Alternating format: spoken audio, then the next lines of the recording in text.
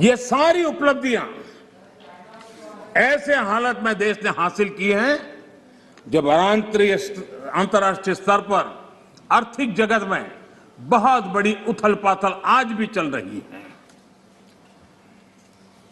Supply chain पूरी तरह चरमरा गई है।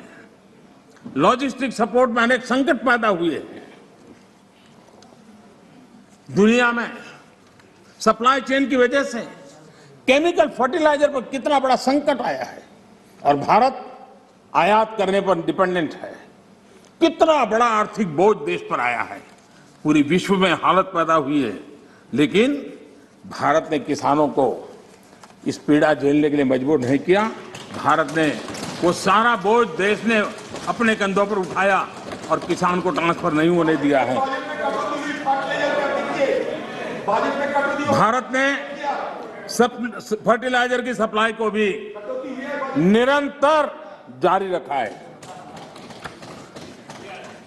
कोरोना के संकट काल में भारत ने अपनी खेती को, अपने छोटे किसानों को संकट से बाहर निकालने के लिए बड़े फैसले लिए। मैं कभी कभी सोचता हूं,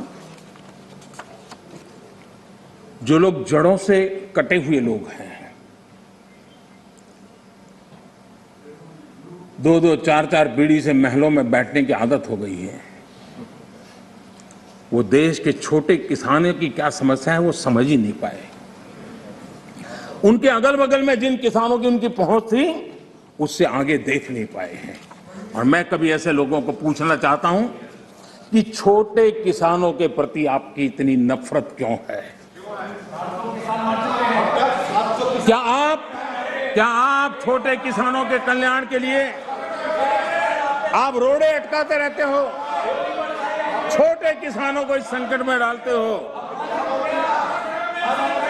माननीय अध्यक्ष जी, अगर गरीबी से मुक्ति चाहिए तो हमें हमारे छोटे किसानों को मजबूत बनाना होगा। ग्रामीण अर्थव्यवस्था को मजबूत बनाना है तो हमारे छोटे किसानों को मजबूत बनाना होगा। अगर हमारा छोटा किसान मजबूत होता है, छोटी सी जमीन होगी, 2 हेक्टेयर की भूमि होगी, तो भी उसको आधुनिक करने का वो प्रयास करेगा, नया सीखने का प्रयास करेगा और उसकी ताकत आएगी तो देश की अर्थरचना को भी ताकत मिलेगी। और इसलिए आधुनिकता के लिए छोटे किसानों की तरफ ध्यान देने का हमारा प्रयास है। लेकिन छोटे किसानों के प्रति जिन लोगों के मन में नफरत है, जिन्होंने छोटे किसानों के दुख दर्द नहीं जाना है, उनको किसानों के नाम पर अपनी राजनीति करने का कोई हक नहीं बनता है।